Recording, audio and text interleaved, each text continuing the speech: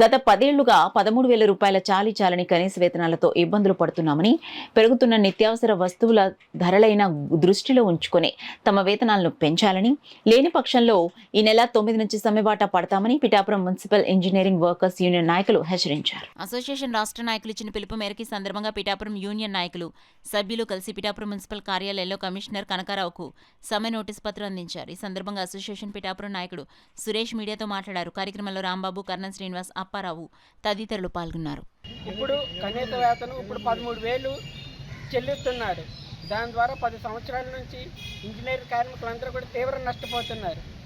ఇప్పుడు పెరుగుతున్న అత్యధిక నిత్యావసర ధరలు దృష్టిలో పెట్టుకుని కనీస వేతనం 26,000 చేయాలని ప్రధాన డిమాండ్తో రాష్ట్ర కమిటీ ఇచ్చిన పిలుపు మేరకు 9/12/2024 తారీఖు నుంచి మేము సమ్మెకు దిగడానికి అన్ని మున్సిపాలిటీల నుంచి, రాష్ట్రంలో ఉన్న అన్ని మున్సిపాలిటీల నుంచి కమిషనర్ వారికి 6 రోజుల ముందుగా సమ్మె నోటీస్ ఇవ్వాలని తెలిసి కమిషనర్ వారికి సమ్మె నోటీస్ ఇవ్వడం జరిగింది.